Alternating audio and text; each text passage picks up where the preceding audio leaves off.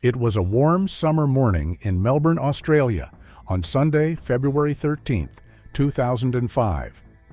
While many were busy planning for Valentine's Day, the city was preoccupied with a more pressing issue: a missing woman. Her name was Maria Korp, and her face had become a familiar sight on news broadcasts. She had been missing for 4 days. That morning, a park caretaker was on his way to work at King's Domain along Dallas Brooks Drive. Although he typically didn't work Sundays, a routine inspection of the water tanks had brought him in. After completing his checks, he stopped by a nearby cafe for coffee. It was then that he noticed something unusual: a burgundy Mazda parked nearby. The color and make matched the car described in the media all week. Feeling curious and increasingly uneasy, he approached the vehicle. The front seats were cluttered with papers, and a stale bread roll was left behind. The doors were locked, and while nothing appeared to have been forcibly entered, the scene felt wrong, too quiet, too abandoned. He decided to call the police. When officers arrived, they confirmed the caretaker's suspicions. The car was registered to Maria Korp, the woman who had vanished without a trace days earlier. Just after 1 p.m., forensic technicians began their search. From the outside, the car looked like any other parked vehicle, but when they opened the boot, they found a woman, pale, injured, and completely still. It was Maria. There was no movement, no signs of life. Then, against all odds, she breathed. Maria was still alive, but barely. She had endured unimaginable suffering, trapped inside the scorching trunk of a car for days without food or water, suffering serious head injuries and unable to call for help. The heat of the Australian summer had turned the vehicle into an oven. Every second she survived in that space was a miracle. Maria was rushed to the hospital, where doctors determined she had suffered a traumatic brain injury, dehydration, and a dangerous lack of oxygen to her brain. She was placed in an induced coma and hooked to life support, her condition critical. What had led Maria Korp to that trunk? Who wanted her gone? And would she survive long enough to reveal the truth? Maria Korp's story began far from the bustling streets of Melbourne, in a small, rugged village on the Portuguese island of Madeira. Born on January 14, 1955, she was one of 12 children in a devout Catholic family that lived high in the hills, surrounded by farmland and faith. Life was hard. Their home had no plumbing, the toilet was outside, and the nearest hospital was hours away, likely unreachable without a car. Despite these challenges, the family was self-sufficient, owning land, running a productive farm, and raising their children with discipline and devotion. Maria, like her siblings, worked in the fields and followed the rhythm of village life. She was gentle, quiet, and never dreamed of much beyond what she knew: marriage, motherhood, and religion. Her heart had already chosen Fernando, the boy next door. They were young and in love, planning a life together. Her family approved, but his did not. Then tragedy struck. Fernando was sent away for military service and never returned. He died before turning 20. The grief changed Maria. She often said she would never love anyone as deeply again. But her parents had other plans. They arranged a marriage for her with Manuel Duay, and at 19, Maria married a man she barely knew. The couple soon left Madeira in search of a better life. In 1975, they immigrated to Australia, settling in the suburbs of Melbourne. They both found work in a local factory. Maria adapted quickly, learning English, adjusting to the culture, and finding her footing in this unfamiliar land. Her husband, however, never settled. He disliked their new life and longed to return home, but Maria refused. Australia was their future. In 1978, they welcomed their daughter, Laura. The couple bought a modest home and lived simply. But in 1987, disaster struck again when Manuel died unexpectedly of a heart attack at just 39. Maria, only 32, became a widow and a single mother overnight. With no time to mourn, she returned to work to provide for her daughter, enduring step by step, day after day.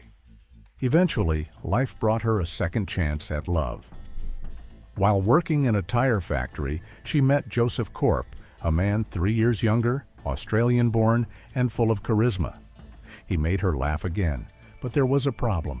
Joseph was already married with children, yet he pursued Maria with determination. She was religious and principled, but loneliness and hope slowly eroded her resistance. Joseph promised he would leave his wife, and he did. His decision shocked his family. In front of his children, he told his wife, Lainey, he was leaving her for someone else. Lainey had suspected infidelity, but not public humiliation. By 1991, the marriage was officially over, and within months, Joseph married Maria. In 1994, they had a son, Damien, and lived with Maria's daughter, Laura, in a quiet Melbourne suburb. To those around them, they appeared to be a happy couple. Maria's family believed she had found peace, often saying she loved Joseph just as deeply as she had once loved Fernando. The couple visited Portugal regularly, always bringing gifts for Maria's relatives, household appliances, electronics, anything they needed. Some siblings thought he was showing off, but others saw his generosity. In their eyes, Joseph had become the favorite son-in-law. However, behind the quiet domestic life, not everything was as it seemed. Joseph had a history. Before Maria, there had been other women. During his marriage to Lainey, he had cheated and even bragged to his brother about his conquests. Lainey later revealed how controlling he had been, discouraging her from working and dictating what she wore, all under the guise of charm and concern. He had always wanted things his way. Joseph was born on February 4, 1958, one of 5 siblings in an ordinary Australian household. He did fairly well in school and loved sports, but when he joined the military in 1976, he lasted less than a year. The conditions were too tough, and he often skipped duties to attend cricket matches or visit his girlfriend. In 1977, he married Lainey when she was 18 and he was 19. 2 children followed, Mia and Stephen. He worked at the tire factory, rising to the role of manager. Outwardly, he was a family man, but he kept secrets. When Maria entered his life, she wasn't just another affair. This time, he made a clean break. For a while, it looked like a new beginning. They built a life together. Maria continued to work, raise her children, support her extended family, and serve her church. Joseph had become her partner, her second chance, her rock. But some stories don't end where they should. Beneath the surface of their marriage, there were cracks, small ones at first, barely visible. Yet over time, those cracks would grow into something far more dangerous, leading to a car in a park, a woman in a trunk, and a nation left stunned. After years of saving, the couple began constructing their dream home, a sprawling 5-bedroom house with a home cinema, a lush garden, a massive walk-in wardrobe, and a garage for 3 cars. It was everything Maria had never imagined possible, and everything she now had. Years of discipline and financial restraint had made it happen. When it was finished, Maria was proud. On the outside, her life looked like a storybook, a loving husband, 2 children, and a beautiful home. But behind the grand facade, the marriage, once passionate, had begun to cool. Joseph developed interests Maria couldn't understand, especially in the bedroom. She became increasingly distant. Church became her refuge, and soon she stopped sharing a bed with her husband altogether. They began sleeping in separate rooms, drifting further apart. While Maria turned to faith, Joseph turned to fantasy. He created a secret online life, crafting a fake persona as a construction business owner separated from his wife, looking for someone to spoil. His profile painted a charming picture, and women responded. At first, it was innocent chatting, but soon it escalated. Joseph started meeting women in person, engaging in short-term affairs, and lying about nearly every aspect of his life. As his online escapades grew, his time at home shrank. Maria noticed. In September 2003, she confided in her daughter Laura, now an adult, that she suspected Joseph was cheating. She began watching him more closely. Her suspicions were confirmed when she discovered intimate messages and motel receipts. The confrontation that followed was explosive. Joseph denied everything, then blamed her, accusing Maria of being distant, always praying, always on the phone with her sisters. Maria was furious. She briefly considered divorce but hesitated. Her faith opposed it. Instead, she chose to fight for the marriage. Determined to win her husband back, Maria changed herself. She went on a diet, updated her wardrobe, and even agreed to accompany Joseph to swinger clubs, acting completely out of character for her. She hoped it would reignite their connection. But nothing changed. Joseph continued his affairs and stayed out late. The lies never stopped. By early 2005, Maria had reached her limit. She threatened to leave, changed the locks, and threw him out. This time, Joseph took her seriously. He promised change, said he'd end the affairs and start fresh. For a brief moment, it looked like reconciliation was possible. Maria even told friends things were improving. But then came Wednesday, February 9th, 2005. The day began like any other. Maria and Joseph woke early to prepare for work, each at different factories. Around 6:30 a.m., Maria left home. A short while later, Joseph followed. Their daughter Laura, still living with them, had a job that started later and was still asleep when they left. Everything seemed normal until midday. The school called. Damien, their son, hadn't been picked up. That was Maria's job every day, but no one could reach her. Joseph collected Damien himself, confused. Maybe he had misheard something. Perhaps Maria had asked him to do it, and he'd forgotten. But when he got home, she wasn't there. As the day turned into night, Maria remained missing. Calls to her phone went unanswered.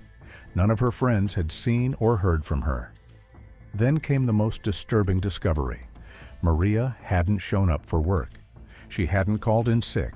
No messages, no explanation. Maria was not the type to simply disappear. That evening, Joseph reported her missing. The authorities acted quickly. By the next morning, news of Maria's disappearance hit the media. Her face appeared on TV screens and in newspapers, along with the description of her car, a burgundy Mazda that had also vanished without a trace. The community watched and waited. But what no one knew was that the truth, dark and deeply disturbing, was already hidden in plain sight. And time was running out. The breakthrough came just 4 days after Maria Korp disappeared. A city worker spotted her burgundy Mazda parked near King's Domain in Melbourne. It looked ordinary until investigators opened the boot. There, crumpled and motionless, was Maria. She was alive, but only just. Her condition was immediately labeled critical. Doctors found a severe head injury, but it was the trauma to her neck that told the real story. Someone had tried to strangle her, cutting off her oxygen supply long enough to cause permanent damage. Then, believing she was dead, they had stuffed her into the boot of her own car. She lay in that sealed space for 4 days without water, food, or airflow during the height of the Australian summer. She was rushed to the hospital, placed into an induced coma, and hooked up to machines. Doctors gave her only a 25% chance of survival. The oxygen deprivation had been extensive, and her brain had suffered damage they feared might be irreversible. As medical staff fought to keep her alive, detectives were asking a different question. Who had tried to kill Maria? They didn't have to search far for a suspect. Even before her disappearance, Maria had prepared for the worst. She had given a close friend a bag filled with printed emails, motel receipts, and evidence of her husband's infidelity. "If anything happens to me," she had said, "give this to the police." The warnings hadn't come out of nowhere. Maria had been visiting a psychic regularly, and one of them had told her she was in danger. The message had been specific. Her husband might be involved. Maria believed it, and it turned out she wasn't the only one. Joseph Korp's own brother had suspicions during the early days of the search. He feared something terrible had already happened to his sister-in-law. Even Maria's daughter Laura remembered something disturbing. On the night Maria was attacked, February 9th, Laura had been home. She woke suddenly in the middle of the night and thought she heard her mother scream. When she went downstairs, Joseph was there, calm, smiling. He told her Maria had had a bad dream. Laura, unsure, went back to bed. Only later would she question whether that scream had been the moment her mother's life was nearly taken. Still, Joseph had an airtight alibi. He had been at work the entire day, confirmed by his colleagues. He picked up his son from school and appeared genuinely worried when Maria didn't come home. From a distance, there were no gaps in his timeline, but the police weren't convinced. Joseph may not have attacked Maria himself, but that didn't mean he hadn't arranged it. Soon, investigators discovered someone else, a woman named Tanya Herman. Tanya's story began in 1966. Born into a traditional working-class Catholic family, she was one of 4 children. Her early life was unremarkable. She was sporty, sociable, and dreamed of weddings and love stories. In 1987, she married at the age of 21, but her husband turned out to be abusive. That marriage fell apart, and her next relationship ended in betrayal, but gave her a daughter. She raised the child alone, doing everything she could to make ends meet. Tanya took on office jobs, worked early shifts, and later moved to Melbourne to start over. At one point, she even worked as a waitress at a club where she met Paul Herman, a sailor. They married and had a daughter named Taylor, but once again, the relationship didn't last. By 2002, Tanya was single, raising 2 children and struggling. She started babysitting neighborhood kids to earn money, but that job ended in scandal when multiple parents accused her of locking children in a room. One child even broke a leg. The accusations forced her out of work, and by then, her relationship with her teenage daughter had deteriorated. At just 13, the girl went to live with her father. Tanya was isolated, financially and emotionally drained. She found herself drifting toward online chat rooms. In late 2003, she met a man who introduced himself as a separated business owner named Joe. He said he had 2 kids and was looking for a fresh start. In reality, Joe was Joseph Korp, still married and still living with Maria. Their first real-life meeting took place in February 2004, and the chemistry was instant. Tanya was smitten. Joseph said all the right things and always made time for her. He claimed he was in the final stages of divorce, and she believed him. By late 2004, they had even rented a house together, just minutes away from the one Joseph shared with Maria and his children. Tanya had no idea Joseph went so far as to furnish their love nest with furniture that matched his marital home. He even enrolled Tanya's daughter in the same school that his own son attended. It was a chilling detail that would only come to light much later. Despite everything, Joseph never moved in with Tanya full-time. His excuses were always convenient. He was handling paperwork, trying to finalize the custody agreement, or waiting for the right moment. Eventually, Tanya began to suspect something. His stories didn't add up, and his presence became less consistent. His lies, though practiced, began to unravel. When Joseph finally told Tanya the truth, that he was still married and that his situation wasn't anything like he had claimed, she was furious. But fury faded quickly. Tanya was deeply in love, and that love overpowered her anger. She chose to forgive him, but forgiveness turned into obsession. Tanya began following Maria, watching her at the school gates and memorizing her routines. By the end of 2004, Joseph was making secret plans to start a new life with his mistress while continuing to live with his wife. His family knew about Tanya, and shockingly, some of them approved. They had never liked Maria, possibly because their relationship had begun with infidelity. To them, Tanya was a fresh start. In December of that year, Joseph told a friend he was in a new relationship and that his marriage was over. But Maria had no idea. She still believed they were working things out. What Joseph didn't say was that divorcing Maria meant splitting everything: the house, the assets, the dream life they had spent years building. When police questioned Joseph after Maria's disappearance, he admitted to the affair, but his alibi was solid. Tanya, on the other hand, had none. Detectives turned their attention to her. They found it odd that on the very morning Maria vanished, Tanya had taken her daughter to school unusually late. They brought her in for questioning and searched her home. In the back of her wardrobe, they found a pair of sports shoes stained with red marks. Those stains were blood, and they matched Maria Korp's DNA. More DNA evidence was discovered in the Korp family garage, strongly suggesting the attack had taken place there. As Maria walked to her car, investigators believe Tanya ambushed her, possibly with Joseph's help. Once Maria was unconscious, they placed her in the trunk of her own vehicle. Tanya then drove the car away while Joseph went to work, continuing his day as if nothing had happened. Tanya's initial story didn't hold up. She claimed her daughter had simply slept in that morning, which was why she'd been late. But during her interview, detectives noticed how nervous she was, how she couldn't stop talking about Joseph. Her tone was affectionate, almost dreamy. It became clear Tanya would do anything for this man. Police believed both Joseph and Tanya were responsible. They had motive, opportunity, and now evidence. But Joseph denied everything, insisting he was trying to end the affair.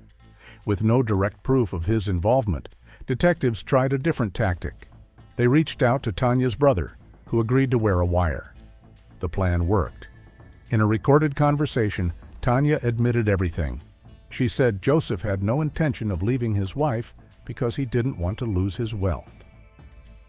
He told her Maria was the only thing standing in the way of their happiness. He couldn't be the one to make her disappear. It would be too obvious. But Tanya could, and she agreed. She believed no one would come looking for Maria. She believed love justified it all. Based on the recording, both Tanya and Joseph were arrested on February 16, 2005. Tanya confessed immediately, while Joseph did not. He blamed Tanya for everything, claiming she was jealous and had acted alone. Tanya pleaded guilty to causing grievous bodily harm. There was no trial, and she was sentenced to 12 years in prison. At the time, Maria was still in a coma. Months passed, and Maria never regained consciousness. Joseph, meanwhile, was released on bail. On June 9th, he filed a formal request to visit his wife in the hospital. The request was granted, but her condition was not improving. On July 26th, doctors declared that continuing life support would be futile and recommended ending it. The decision triggered a wave of controversy. Protests erupted outside the hospital. Maria's family was devastated and publicly opposed the move, but the medical recommendation stood. On August 5, 2005, almost 6 months after the attack, Maria Korp died. Her funeral was held on August 12th. That same day, Joseph made 2 phone calls, one to his ex-wife and one to a journalist, saying he intended to take his own life. When emergency services arrived at his home, they found Joseph in the garage, standing on a stool with a noose around his neck. He saw them and jumped. It was too late. He died at the scene. Near his body were photographs of Maria, sports memorabilia, and a handwritten note in which he maintained his innocence. Whether that note was a final lie or the truth is something we'll never fully know. Had Joseph gone to trial, proving his guilt might have been difficult, but justice never got the chance to run its course. Years later, in 2013, Tanya, still in prison, filed a request to marry another female inmate. The request was denied, but she was released the following year. Her new partner was waiting for her at the gates. Maria Korp's death sent shockwaves across Australia. She was a woman who gave everything for family, for love, for faith. Her voice was stolen, her future erased, and her story a permanent scar on the pages of Australia's darkest true crime cases. Thanks for tuning in. Don't miss out. Subscribe now for more thrilling investigations.